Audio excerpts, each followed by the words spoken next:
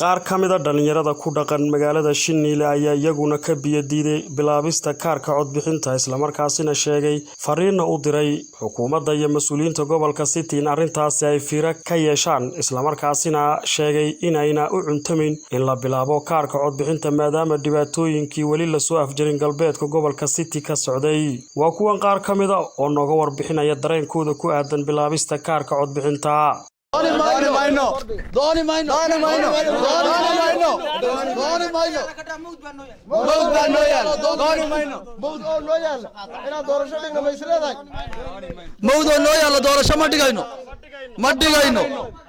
ballan qaadayna mijaboorniga hadii Shinile loo soo sameeyo inaan gubi doono jeexi doono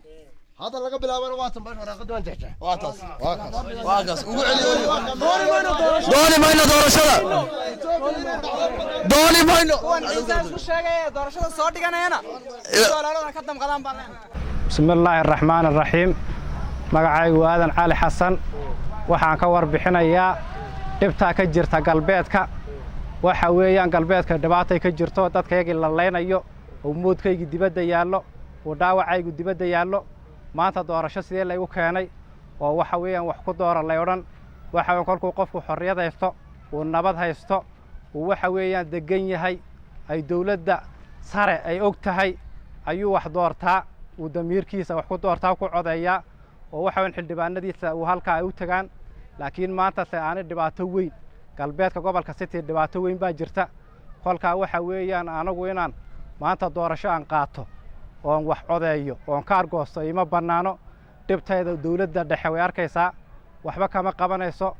kolka waxa weeyaan dawladda dhexe ee noo dhaxays haday iyadiiba la safanayso ay leedahay Soomaali Ethiopian maaha anigu doorasho maanta ima banaano dhammaan ummadda muslimiinta gaar ahaan meel kasta Soomaali joogto galbeedka City in loo kala hadhin waxa weeyaan hal halgamo waxa weeyaan han soo ridana dhulkeenni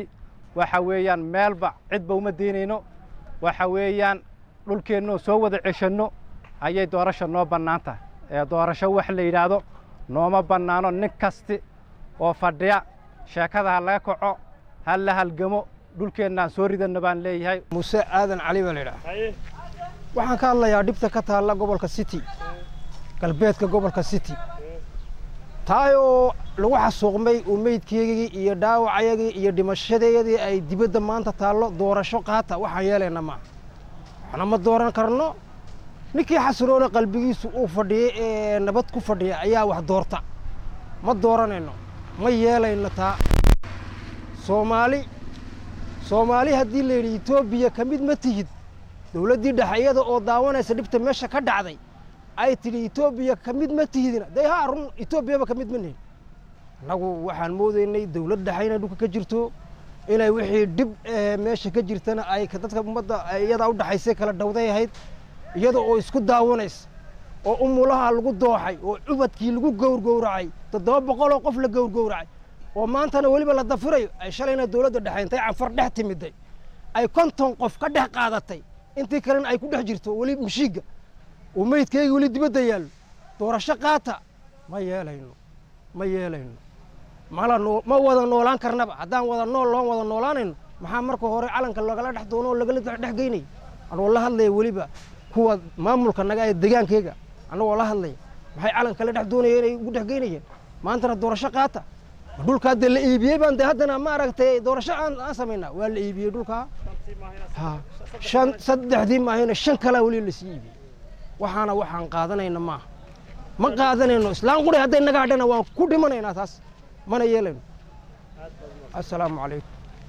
bismillaahir rahmaanir rahiim horta doorashadan imika la sheegay ee arkayno ma aragtay boosahan dhulka la dhigay annagu doorashadani waan qaadacnay mar hore aan qaadacnay waan ka wada hadalay duqayda iyo odayaasha deegaanka dhammaan waa laga wada hadlay mana imika tiim baan ogeeyna ma ogin kuwan imika lala cararaya hadda lala guuray taasibaan fadhinaayo taasiya doorashana isku meelba maaha dhul baa maqan dad baa dhintay dad baa la xasuuqay dhul baa maqan ma aragtay ma karayno doorashadan waxa watana waa dad ula kaca waa daba dhilif anagu mana aaminsanin inay tahay dad muwaadin inuu doorashadan wato assalaamu calaykum waraxmatullaah أنا وحي فكر كايجا وحلاي ما أنت ضد كايجي وميت كوجي دول كيالو وميت كايجي ساودا سين إثيوبيا دوسا أنا جنا حسوق إيسا أنا جا عنفرما وحنا لا تقال ميسا وإثيوبيا وحنا لا تقال ميسا مركا ما دام إثيوبيا سان ولا تقال ميسا ضد كايجي يوبد كايجي سان الله ضاحي دورش أنا جا ما أنت نوما بنان هذين عديتي عند فبا كدعين أنا جا واحد دورش نوما بنان ما جرتان له إثيوبيا داون وأنا رجلي دقي منو ولا رجلنا ناسين وحمد دورنا